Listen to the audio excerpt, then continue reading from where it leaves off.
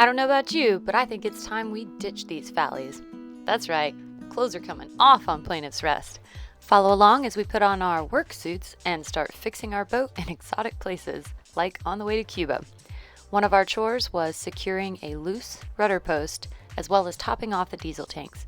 You'll also hear extensively from Philip in this episode about preparing for a lightning storm, navigating ships at night, and getting accustomed to our new electronics. We were learning so much about our boat and ourselves during the voyage. On our way to Cuba. Shit, man. Good God.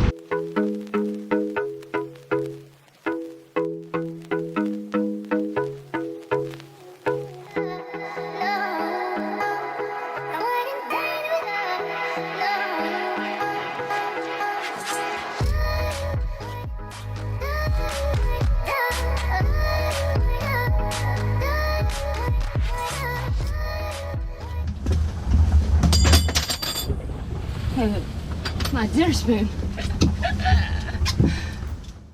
That's right, dinner spoon is different than breakfast spoon. When we last left our heroes, they had just made their one tack back west and were now sailing on a heading straight towards Havana. The winds had laid down some, they were now 13, 14, still on the nose, but it was definitely a much more comfortable ride.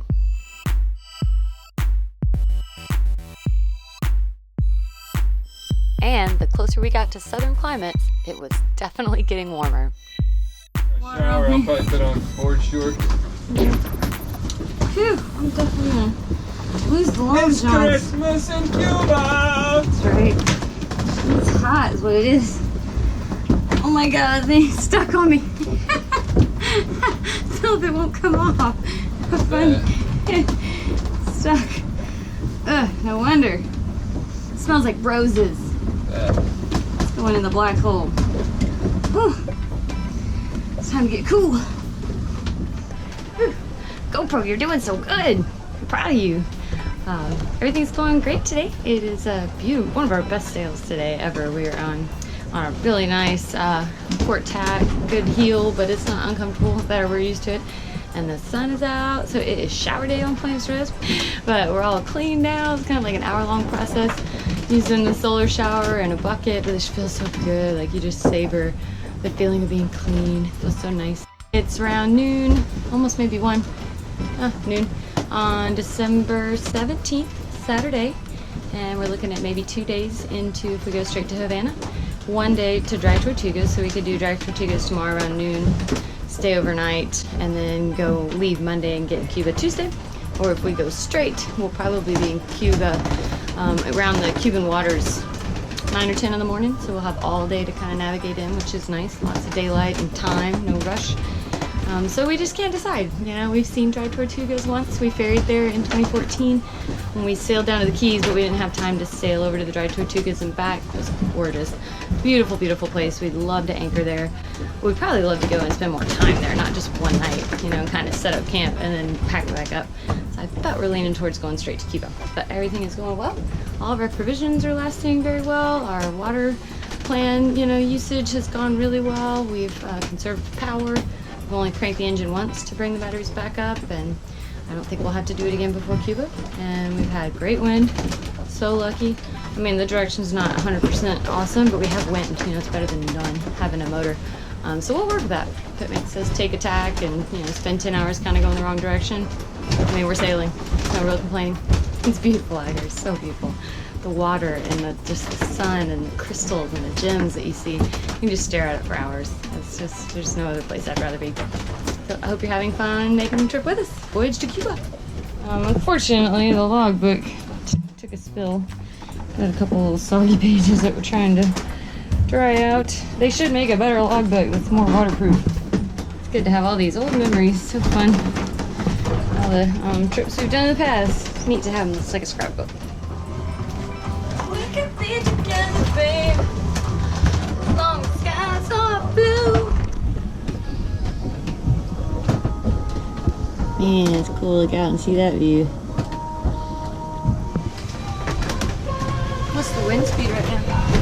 Wind speed is 13.6. It It was a fantastic day of sailing. We had nice winds, the sun was out, it was warm.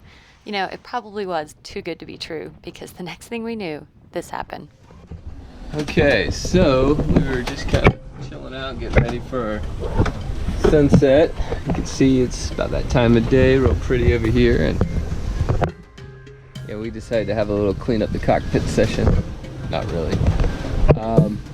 So I was kind of kicked back, Annie was kicked back, we were relaxing, and Annie noticed that we had some movement over here that concerned us. This is our rudder, which is kind of important, they tell me. The rudder post there, and what was happening is that it's secured because we know we rebed this when we were at the shipyard. We even got real crazy and jacked up the rudder so we could rebed the rudder post in the cockpit as it was causing a pretty significant leak down in the engine room. Get this guy rebedded, that's all butyl smashed out, so hopefully we stop that water leak. So this piece right here is actually what holds our rudder up, and then there's just like that plate here that's bolted to the deck, and what was happening is the 3 screws that bolt that plate that the rudder sits on top of had become loose, even though they have lock washers. I don't know why, but what was happening is it was kind of rocking back and forth with the pressure on the rudder. So it could have just been over the course of the last 3 days of pretty decent heavy sailing that vibrated loose. Maybe we didn't snug them up enough to begin with, I'm not sure.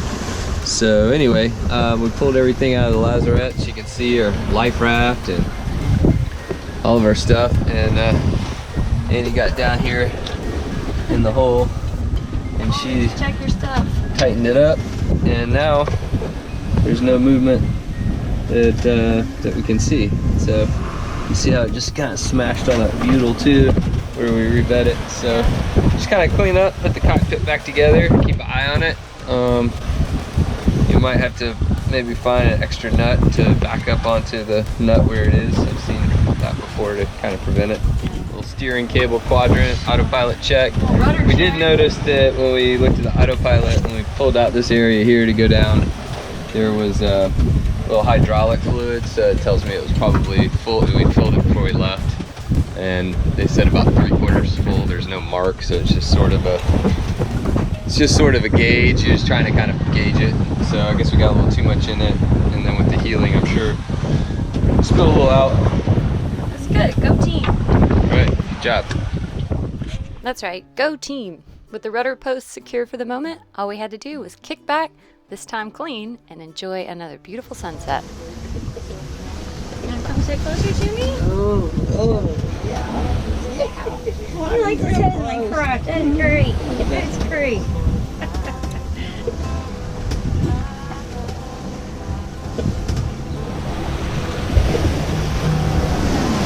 Light, huh? Beautiful boat. She's ready to take us all over. She's having fun. Look, she's like, whee! Been waiting for a long time for this.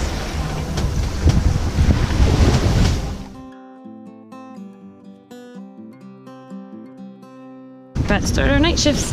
It is 6:57, almost 7 p.m. Gonna make some dinner and get on into this evening. Guys, finishing up the night shift. This is the 4th one, and went very well. My second shift of the night, though, did get a little hairy there for a few minutes. We had a thunderstorm that was kind of over here, was forming, and you could just see this heat lightning. It was just, I mean, spreading out all over the place, and it just looked like it was sort of coming for us. And so I was kind of watching that, hoping we weren't going to have to deal with it. And then off my stern over here, we started seeing a big ship, and I looked it up on the AIS, and it was, holy cow, I just saw this huge fish jump. Oh my God. I don't know what it was, but wow. Anyway, so I looked it up, and of course I knew it was a cruise ship because it was lit up like all get out. And he's just steaming like crazy. It was the brilliance of the seas. I don't know which line that is. but they were going from Key West, I think, to Isla Mujeres, and I looked on the AIS, which is super helpful. And anyway, when I saw the name, I was able to see that the closest point of approach was going to be like 2 nautical miles, which seemed a little close to me. So I decided to hail the ship and just make sure they knew that we were here. They were seeing us. I know they've got state-of-the-art radar and all that jazz, but we don't have an AIS transponder on our boat. We just received. So anyway, hailed him up, and of course some guy answered, and very clear English was not his first language, which is cool though. He totally understood, and I just asked him if he saw us, and he said that he did, and that he saw that our closest approach would be in about 4.5 minutes. And he seemed just a-okay, that it was now like 1.9 nautical miles from us, which again, I just thought, you know, he's going 20 knots steaming along, which I can see, and you know, he's going to just shift just a little bit around us just to give us some room since we're sailing, being squeezed in by the storm. But he was okay with it, so I just said, okay, that's fine. But he steamed off right over the bow. Got to see the big lights of the cruise ship, which is cool. I just don't like to see that close. But we're right now about 35 nautical miles from the Dry Tortugas, so we're gonna be rounding just west of that. You can kind of see here we're making 5 knots. Our ETA is 225, and that's about 7 hours away.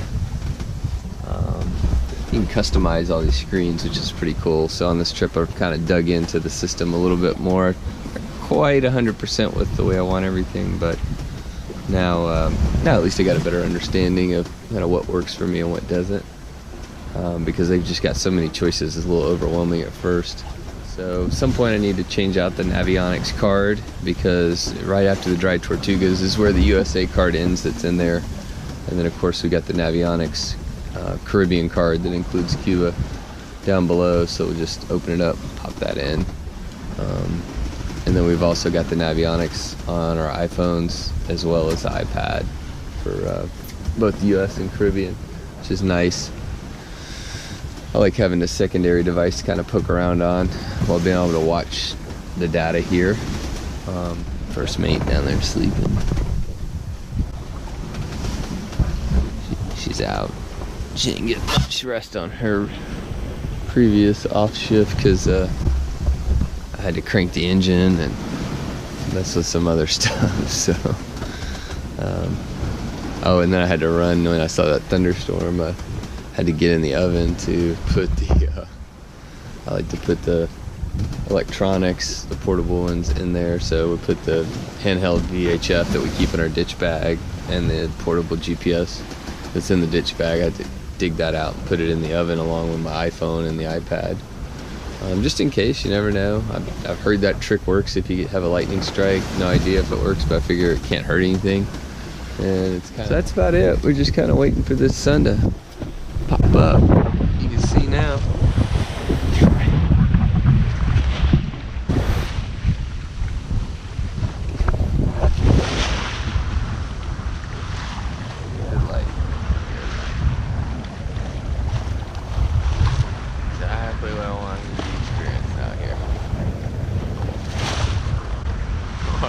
Cuba. Shit, man. Good God, this time tomorrow we'll be watching the sunrise over Havana. Just off to the east of Marina Hemingway. That's a pretty crazy thought. I love that I can actually hear the excitement in his voice that we are on our way to Cuba.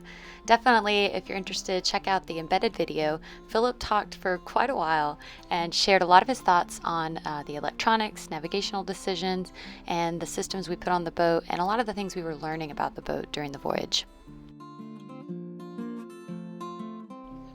I have to say it was kind of bittersweet knowing this would be our last full day on passage. Here, there's coffee down here. Did you make your mug yet? Nope, not two. About this time tomorrow, we should be coming close to Havana. Pretty cool. 24 more hours. This is just torture.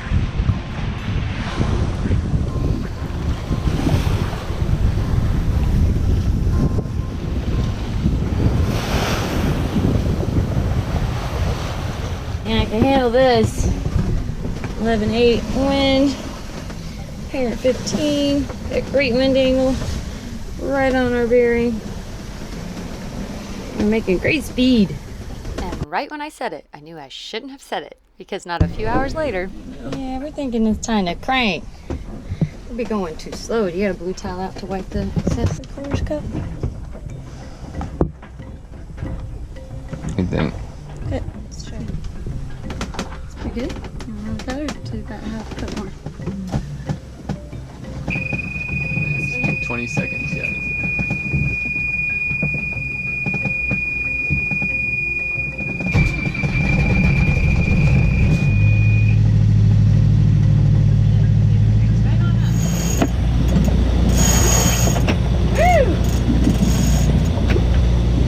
Is that it? Full Monty! The sun out and the sails up, there was only one thing left to do. And as you can tell, it's bathing suit day. Heck yeah. I'm starting to get hot and sweaty until you get into them southern climates. I also put it on because bikini is my work suit. We had a lot of very dirty chores to do that day. I think it'll reach just like that. And I share this one with you so you can see how dangerously close the inlet to our diesel tank is to incoming water. It wasn't until we finished this chore, luckily without water intake, screwed the lid to the diesel tank back on, and a huge wave came over bearing the rails, and we saw exactly how much disaster we had just averted.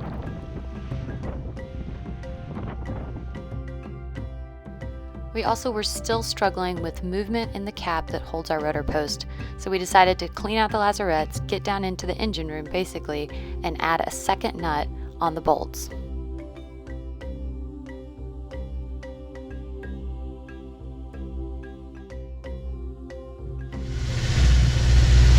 Is there a washer before the lock washer? Like a big washer? There is? Flat washer. Okay, good. That's what I keep watching, like, almost looks like it's pushing up into the floor. It scares me. I mean, fiberglass can crunch down, you know. So. Yeah, sure. It should have a core though here. What? I said it should have a wooden core though, isn't it?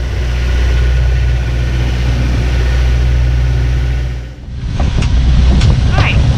Loosening the rudder base again. That was more bruises everywhere. And now Philip's down in the hole, seeing what he can do. We started tag teaming it because my shoulder was killing me.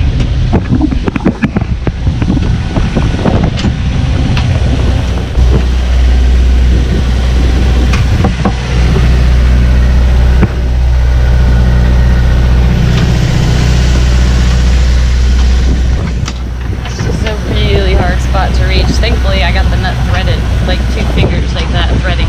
It's crazy. But we got the nut on there. We're just now trying to spin it up the post with Loctite on it. So now it's double nutted, and we hope that will really tighten this guy down. Working on right there. He's on this one. We've already got those two nuts. We're gonna get that one. Hopefully that'll secure it because we don't like seeing motion in that guy. We shouldn't be moving that much. So not a huge chore, but need a break. I'm tired. My shoulder's killing me. Pretty out though. Not a bad place to work. Got decent winds. They're just almost kind of right on our nose where we need to go. So just motoring for a little bit. Head sail rolled in while we're doing our work. Let's get no rush. And when the sailing is this awesome, why would you be in a rush? Follow along next time as we do some fantastic full canvas sailing and prepare the boat to cross the gnarly conditions of the Gulf Stream. You can get across the Gulf Stream with this. Beautiful wind like this going all night. Oh my God, it'd be beautiful. Then we'll navigate the entrance to Marina Hemingway in Cuba. Stay tuned.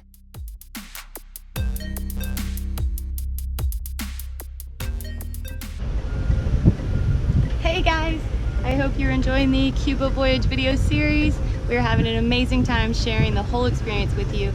I want to take a quick moment to tell you here, in case some of you don't follow on Facebook or Instagram, there are some awesome opportunities to meet up with Philip and I this February. Several different places in Florida. You can go on an offshore sail with us if that's something you're able to do. I've put it all in the blog. It's called "We Would Love to Meet You This February" is the name of the post. Go check it out. Tons of opportunities there. We're doing a send-off party before we go sail to the Miami Boat Show in Pensacola. At the Miami Boat Show, we're hosting a big party on Libra, drinks, booze, aerial silk. Philip's really excited about it. I'm really excited. I'm speaking at the show on Monday, and I have to shout over the noise. And then I'm doing an all-women's sail to Key West and a party in Key West afterwards. So we hope some of you can make it and meet us there. We love to meet followers. Thank you all for supporting and following along, and we hope you enjoyed the series. Hope to see you in February. We really hope. We really hope, he says. Bye. We got it all to ourselves too. Bought this front row ticket.